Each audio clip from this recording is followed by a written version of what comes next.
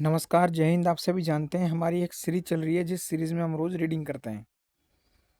हम रोज़ रीडिंग करना सीखते हैं, रीडिंग की हिंदी करना भी सीखते हैं, किस तरीके से हम समझें स्टोरी को ये भी सीखते हैं, न्यूज़पेपर को कैसे समझें हम ये भी सीखते हैं। आज की हमारी स्टोरी होने वाली है चींटी और हाथी के ऊपर, ठीक है? बड़े आकार के ऊपर एक छोटी सी चींटी के ऊपर। कहानी को ध्यान से सुनिएगा ताकि आपको जो है समझ में आए किस प्रकार से हिंदी करनी है और कंप्लीट जो ग्रामर है, वो ग्रामर भी मैं आपकी इस वीडियो में ही करा दूँगा। रोज़ मैं आपकी स्टोरी लेकर आता हूँ। आज 24वां दिन है। डेली आपको रीडिंग स्किल डेवलप करनी है, क्लोज टेस्ट के लिए भी और आपका रीडिंग के लिए भी। चलिए आज की स्टोरी हम शुरू करते हैं। There was there was there यहाँ पर पता है क्या होता है? देयर यहाँ पे इंट्रोडक्टरी सब्जेक्ट होता है या डमी सब्जेक्ट बोल सकते हैं। इसका जो रियल सब्जेक्ट है वो आगे आता है, जैसे कि एलिफेंट। देयर वाज यानी कि था, वंस एक बार, ए प्राउड माने घमंडी, एलिफेंट माने हाथी। तोड़ मरोड़ दिया, अब इसको जोड़िए। देयर वाज वन से प्राउड एलिफेंट, एक बार एक घमंडी हाथी था। वाज माने था, वंस माने एक बार, ए प्राउड एलिफेंट यानी घमंडी हाथी था। हु यहाँ पर रिलेटिव प्रोनाउन है जो कि एंटी हु यहाँ पर रिलेटिव प्रोनाउन है जो कि जोड़ने का काम कर रहा है दो वाक्यों को, ठीक है? और साथ में कंजंक्शन का भी काम कर रहा है। ओके, हु क्या है यहाँ पर? रिलेटिव प्रोनाउन की तरह काम कर रहा है। देयर वाज, इसका एंटीसीडेंट क्या है? आपका एलिफेंट है। देयर वाज वन से proud elephant who constantly bullied smaller animal, ठीक है? हु कंस्टेंटली बुलिड यानी कि परेशान करता था, स्मॉलर यानी कि छोटे, एनिमल्स यानी जानवरों को, कॉन्स्टेंटली लगातार। यानी कि एक बार एक हाथी था, जो घमंडी हाथी था, जो लगातार छोटे जानवरों को परेशान करता था। यहाँ तक समझे आप? ही आपका प्रनाउन है जो कि हाथी के लिए यूज हुआ है, क्योंकि बार बार एलिफेंट नहीं लिख सकते तो नाउन की जगह पर प्रनाउन आया। ही वुड गो, विल का पास्ट वुड है। He would go to the ant hill near his home. अब देखिए दोबारा से नेक्स्ट लाइन को। He would go to the ant hill, वह near his home. He would go, वह जाता था कहाँ? Near ant hill. Ant hill यानी कि चींटी की एक वो थी टीला, चींटियों का एक टीला, जहाँ चींटी रहती है ना उसको एक टीला बोलते हैं, आंट हिल बोलते हैं उसको। ही वुड गो, वह जाता, कहाँ जाता वो? चींटियों के टीले पर, जो उसके नियर हिज होम, जो उसके घर के पास था। हिज यहाँ पर क्या है? आपका पोजीशन को दिखा रहा है होम पर। होम क्या है यहाँ पर? नाउन है। और हिज क्या है यहाँ पर? पॉजेसिव एडजेक्टिव है। एंड स्प्रे वाटर, और पानी छिड़कता था एट द आंट्स। देखिए, he would go to the ant hill near his home and spray water at the ant. At preposition है और इस आंट का, आंट जो है इस प्रीपोजिशन का ऑब्जेक्ट है।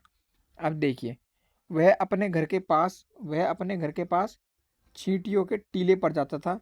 वह अपने घर के पास, अब देखिए मैं फिर से बताता हूँ, क्योंकि जब तक आपको एक एक लाइन समझ में नहीं आएगी ना। वह जाता था अपने घर के पास चींटियों के एक टीले पर, वाटर छिड़कता था चींटियों पर, तोड़ मरोड़ दिया।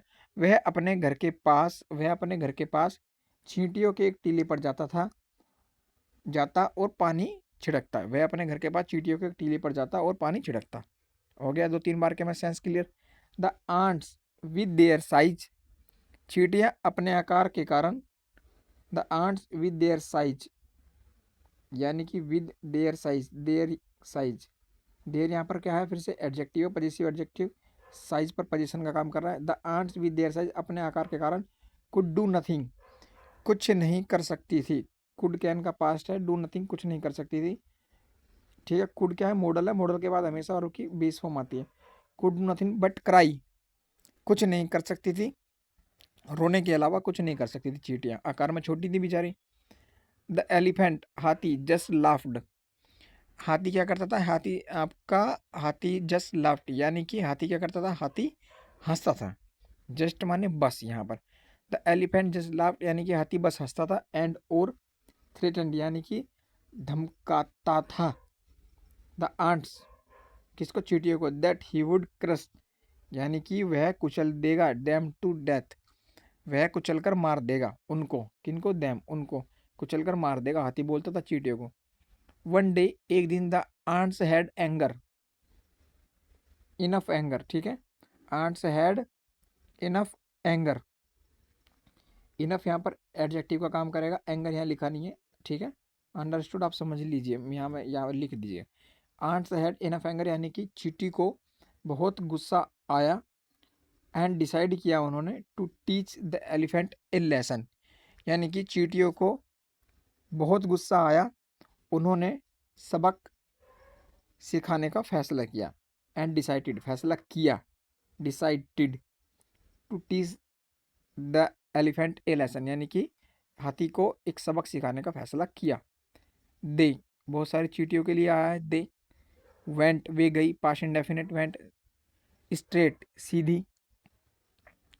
अब देखिए इसका यहाँ क्या मतलब निकल रहा है, वह सीधे गई कहाँ, इनटू द एलिफेंट्स ट्रंक, यानी कि हाथी की सूंड में गई। एलिफेंट पर एपोस्ट्रोफियस एस लगा हुआ, यानी कि पोजीशन का काम कर रहा है, हाथी की सूंड, वह हाथी की सूंड में गई, and started beating him, start किया, किसको, बीटिंग हिम, यानी कि उसको काटना स्टार्ट किया, काटने लगी।